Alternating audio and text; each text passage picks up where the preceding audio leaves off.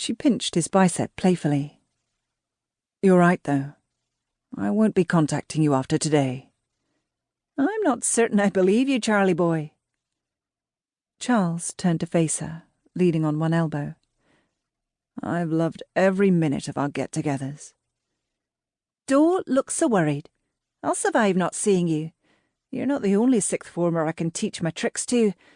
Plenty more fish in the pool, as you English are so fond of saying." Meredith pulled on her coat and pushed the hat-pin carefully into her felt hat, fastening it to her hair. She couldn't wait to see Charles. His parents' flat was only a short distance from her house in Montpellier Square, so she decided to walk rather than bother taking a cab. "I won't be back for dinner, Cavendish," Meredith told her butler as she pulled on her gloves. "I'm leaving for France in a few weeks, and must let you know my plans for this house during my absence." "Yes, miss," said Cavendish. "I'll discuss them with you tomorrow." Mary walked down her front steps, smiling. It was a glorious sunny day. She walked along the busy pavements, imagining her parents' reaction to her wanting to join the voluntary aid detachment. Was it only 2 years since their fateful voyage? If only she had siblings, someone to share the vast home her parents had left her.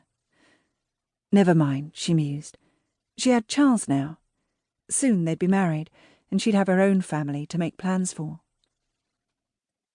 Clutching the key Lexi had lent her and the chocolate cake she had bought on the way, she walked up to the entrance of the impressive red brick building and smiled at the concierge. He nodded a welcome, but Mary thought he seemed a little less friendly than usual. She pushed away the thought as she watched him open the lift door for her. "Let me ring up for you, miss. He might have arrived earlier than you think," he urged. "Please don't worry. I can assure you he's not due for another hour," Meredith said. "I know my way up." Meredith had a little trouble turning the key, but finally pushed open the heavy mahogany door and stepped into the tiled hallway. She made straight for the kitchen to deposit the cake, stopping on her way out when she thought she heard a door opening down the corridor leading to the family bedrooms. She had just removed her coat when she heard Charles's voice. "What the hell was that?" Meredith couldn't help smiling. Unable to wait a second longer than necessary, she ran along the hall towards his room. "Darling, you've arrived early," she said, laughing and pushing open his door. She stopped and stared as Charles came out of the room, scrabbling to cover his nakedness with a dressing gown. Confused, Mary couldn't miss the guilty expression on his face.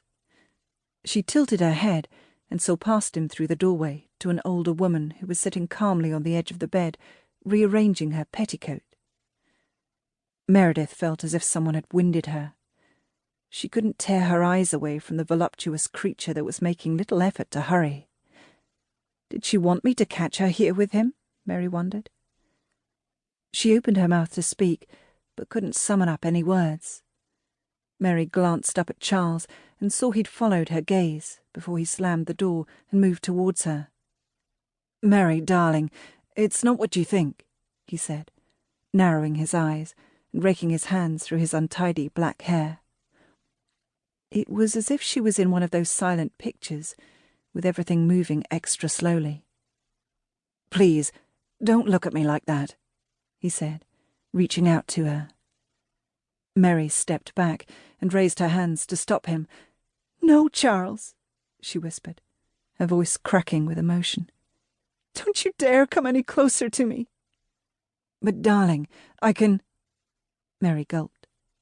"What? You think you can explain this away?" She shook her head, trying not to look at his beautiful body. "I thought you loved me, Charles." Her breath quickened, and tears that had been threatening to come began falling down her cheeks. She brushed them away angrily. "How?"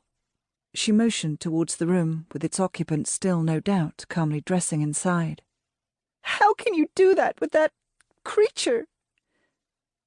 He sighed, a strained expression on his handsome face.